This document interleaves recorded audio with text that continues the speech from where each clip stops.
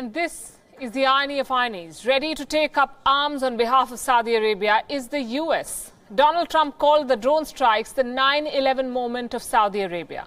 The statement has triggered a political explosion in the US. Most of the terrorists involved in the 9/11 attacks, remember, were Saudi Arabian citizens.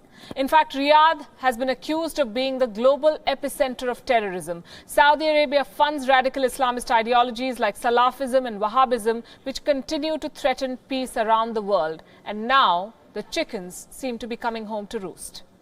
That was an attack on Saudi Arabia, and that wasn't an attack on us. But we would certainly help them. They've been a great ally. Something out. The times, they are surely changing. The US is ready to fight Saudi Arabia's battles. President Trump is waiting for marching orders from Saudi Arabia. Reports say that the White House even views the Saudi oil attacks as the 9/11 moment for Saudi Arabia. This has caused ripples in American politics. No, I don't want war with. Here are the facts. The 9/11 attacks killed nearly 3,000 Americans. In comparison, no death has been reported due to Saudi oil strikes. It's the epitome of irony for a US government official to draw parallels between 9/11 attacks and the Saudi oil attacks. Besides, the 9/11 attacks themselves had Saudi involvement. Out of the 19 hijackers involved in 9/11 attacks, 15 were Saudi Arabians. The US Justice Department is all set to name a Saudi official with alleged ties to Al-Qaeda terrorists involved in 9/11. A Saudi official involved in the September 11 attacks. To the day, Saudi Arabia denies any involvement. But there is a lawsuit seeking to remove secrecy on the Saudi involvement in 9/11. A lawsuit in the US court, and a US government openly supporting Saudi Arabia. The redacted pages from the US congressional report on 9/11 attacks suggest that junior-level Saudi officials were involved.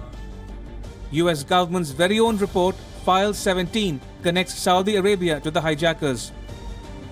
But this is to be expected. For Trump, foreign relations are all about making economic gains. They spend $400 billion in our country over the last number of years. $400 billion. That's 1.5 million jobs. And they're not ones that, unlike some countries, where they want terms. They want terms and conditions. They want to say, can we borrow the money at 0% for the next 400 years? No. Saudi Arabia pays cash. Much has changed in the last 18 years since September 11 attacks. But one thing hasn't. Saudi Arabia always gets away with anything. The kingdom in Riyadh openly propagates Salafism and Wahhabism, radical forms of Sunni Islam that have wreaked havoc in the region.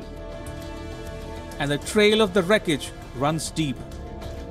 Wahhabism and Salafism are the backbones of extremist Islamism.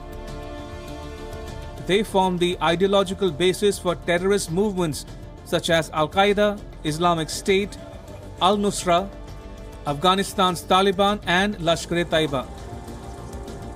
And Saudi Arabia is the biggest state sponsor of these radical ideologies. For decades, Saudi Arabia fueled the rise of anti-Shia, anti-liberal extremism in the region and around the world. The resurgence of radical Islamist terrorism was funded by Saudi Arabia's so-called petro-Islam. Oil money spent to revive radical Islam. Now, the boot is on the other foot.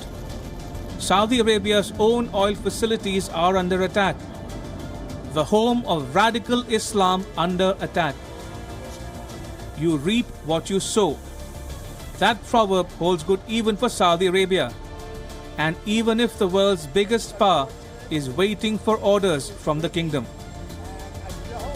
Bureau Report, Wion, World is One.